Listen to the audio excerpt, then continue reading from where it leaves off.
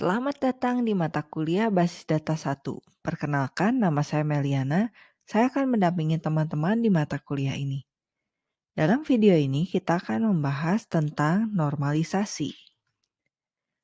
Normalisasi adalah proses untuk mengubah suatu relasi yang memiliki masalah tertentu ke dalam dua buah relasi atau lebih yang tidak memiliki masalah tersebut. Masalah yang dimaksud disebut juga anomali. Kegunaan dari normalisasi dipakai sebagai metodologi untuk menciptakan struktur tabel dalam basis data dan juga dipakai sebagai perangkat verifikasi terhadap tabel-tabel yang dihasilkan oleh metode lain misalnya IR.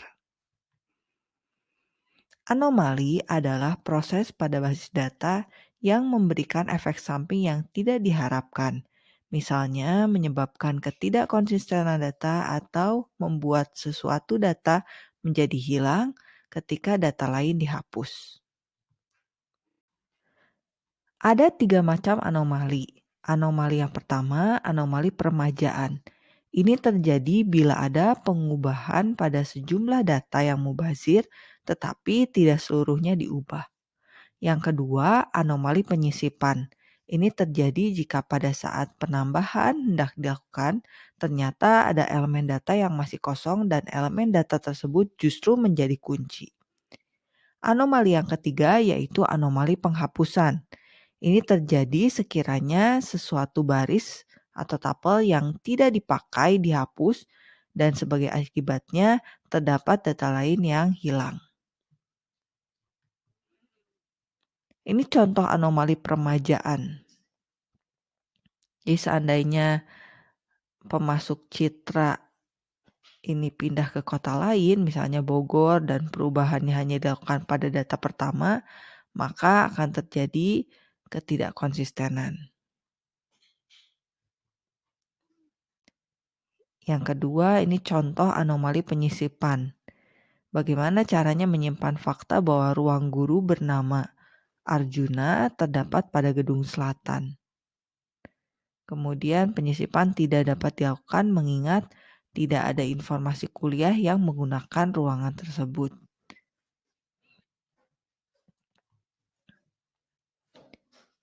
Kemudian ini contoh lain anomali penyisipan. Misalnya masalah akan timbul bila dibuka kursus baru, misalnya bahasa Jerman, dengan biaya sebesar 70.000, akan tetapi untuk sementara belum seorang pun yang mengambil kursus ini. Akibatnya data kursus baru ini tidak dapat dicatat.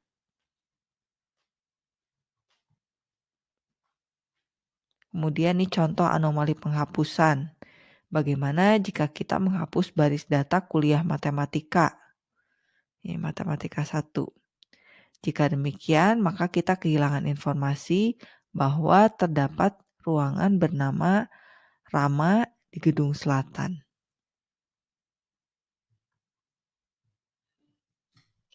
Selanjutnya kita akan membahas mengenai dependensi. Dependensi merupakan konsep yang mendasari normalisasi. Dependensi menjelaskan hubungan antar atribut atau secara lebih khusus menjelaskan nilai suatu atribut yang menentukan nilai atribut lainnya. Dependensi ini kelak menjadi acuan bagi pendekomposisian data ke dalam bentuk yang paling efisien. Ada 4 jenis dependensi. Dependensi yang pertama yaitu dependensi fungsional. Suatu atribut Y mempunyai dependensi fungsional terhadap atribut X jika dan hanya jika setiap nilai Y berhubungan dengan sebuah nilai X. Jadi X secara fungsional menentukan Y. Jenis dependensi yang kedua yaitu dependensi fungsional sepenuhnya. Suatu atribut Y mempunyai dependensi fungsional penuh terhadap atribut X jika Y mempunyai dependensi fungsional terhadap X dan Y tidak memiliki dependensi terhadap bagian dari X. Jenis dependensi yang ketiga yaitu dependensi total. Suatu atribut Y mempunyai dependensi total terhadap atribut X jika Y memiliki dependensi total terhadap X dan X mempunyai dependensi fungsional terhadap Y.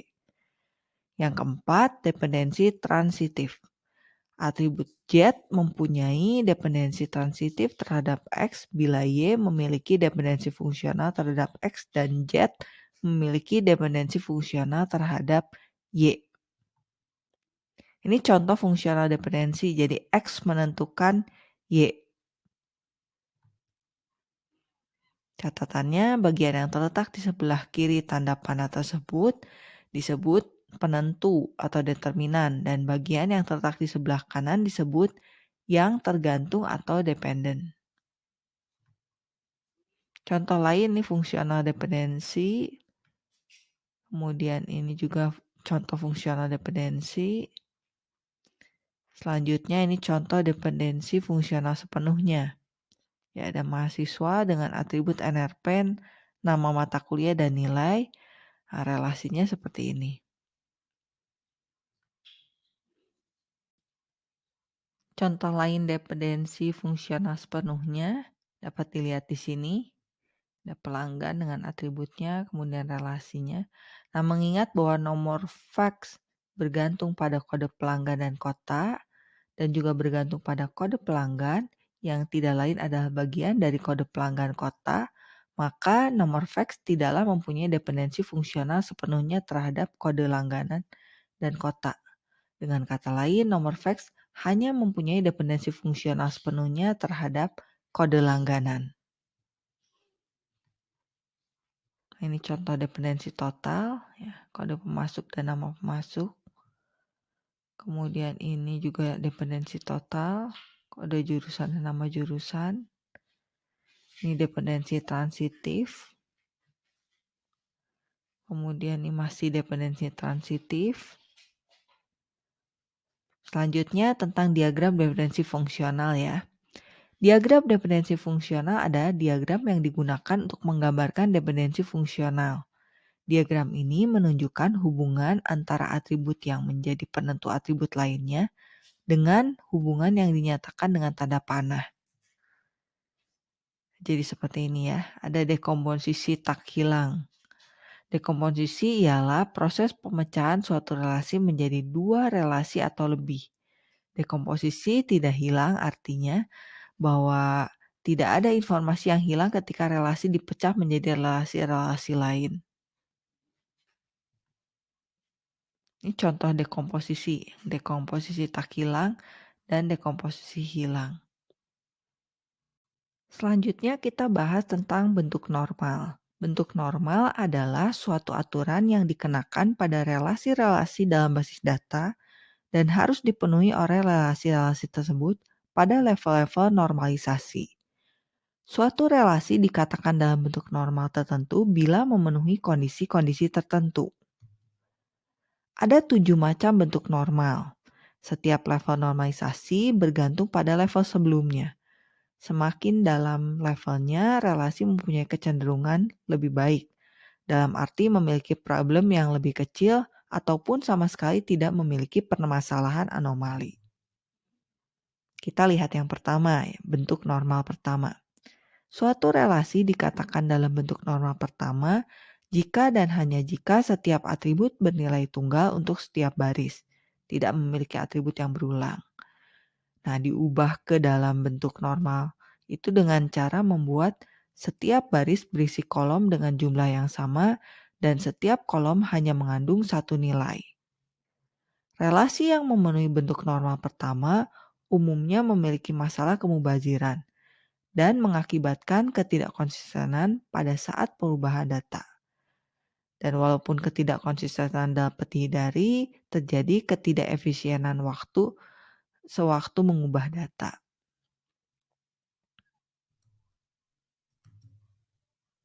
Kunci dari bentuk normal pertama ini berarti satu baris satu nilai, satu kolom satu nilai. Contohnya seperti ini. Nah, ini hasil untuk bentuk normal pertama jadinya seperti ini. Contoh yang kedua untuk bentuk normal pertama hasilnya jadi seperti ini. Selanjutnya kita bahas tentang bentuk normal kedua. Suatu relasi berada dalam bentuk norma kedua jika dan hanya jika berada pada bentuk norma pertama dan semua atribut bukan kunci memiliki dependensi sepenuhnya terhadap kunci primer. Dengan kata lain, setiap atribut harus bergantung pada kunci primer. Nah, diubah ke bentuk norma kedua ini dengan melakukan dekomposisi terhadap nilai relasi tersebut. Dapat dilakukan dengan menggambarkan diagram dependensi fungsional terlebih dahulu. Nah, berdasarkan diagram ini, relasi dalam bentuk norma pertama dapat dipecah ke dalam sejumlah relasi. Kuncinya, yang pertama jelaskan anomali yang terjadi berikut contoh. Yang kedua, tentukan kandidati. Yang ketiga, buat fungsional dependensi. Yang terakhir, dekomposisi. Ini contohnya untuk yang bentuk norma kedua. Kemudian hasilnya dari bentuk norma kedua menjadi seperti ini. Nah, relasi-relasi hasil dekomposisi yang memenuhi bentuk norma kedua. Berikutnya kita bahas tentang bentuk norma ketiga. Suatu relasi dikatakan dalam bentuk norma ketiga jika berada dalam bentuk norma kedua dan setiap atribut bukan kunci tidak memiliki dependensi transitif terhadap kunci primer. Nah, diubah ke bentuk norma ketiga dengan melakukan dekomposisi terhadap relasi tersebut. Kuncinya tentukan kandidat key, kemudian buat fungsional dependensi, dan lakukan dekomposisi. Ini contohnya.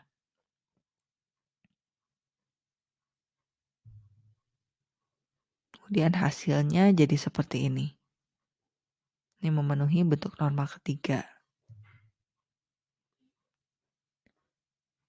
Kemudian yang berikutnya tentang BCNF. Suatu relasi disebut memenuhi bentuk norma Bionzi jika dan hanya jika semua penentu atau determinan adalah kunci kandidat, atribut yang bersifat unik. BCNF merupakan bentuk normal sebagai perbaikan terhadap bentuk norma ketiga. Nah, suatu relasi yang memenuhi BCNF selalu memenuhi bentuk norma ketiga, tetapi tidak sebaliknya. Cara mengkonversi relasi yang telah memenuhi bentuk norma ketiga ke BCNF. Pertama, carilah semua penentu dan bila terhadap penentu yang bukan berupa kunci kandidat, pisahkan relasi tersebut dan buat penentu tersebut sebagai kunci primer. Kunci dari BCNF, tentukan kandidat key, kemudian buat fungsional dependensi dan dekomposisi. Ini contoh dari BCNF. Jadi seorang siswa dapat mengambil sejumlah kursus bahasa.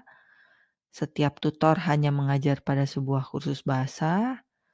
Kemudian setiap siswa pada setiap kursus bahasa hanya diajar oleh seorang tutor.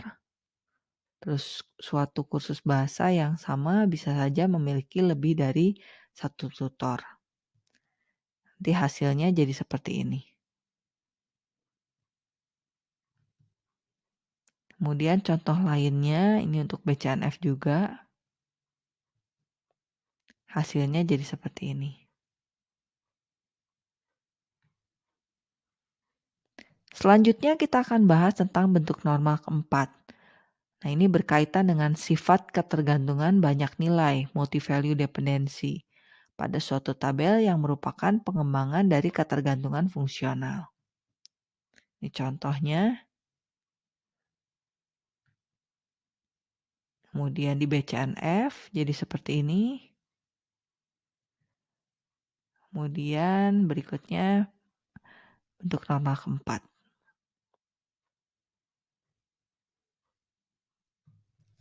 Selanjutnya kita bahas tentang bentuk norma kelima dan DKNF. Bentuk tahap kelima, nama lainnya ini Project Joint Normal Form (PJNF), berkenaan dengan ketergantungan relasi antar tabel. Pembahasan kedua bentuk norma ini cukup kompleks, tetapi manfaatnya tidak begitu besar. Karena itu pembahasannya akan diabaikan di kelas ini. Demikianlah pembahasan mengenai normalisasi untuk mata kuliah basis data. Semoga video ini bermanfaat untuk teman-teman semua. Terima kasih.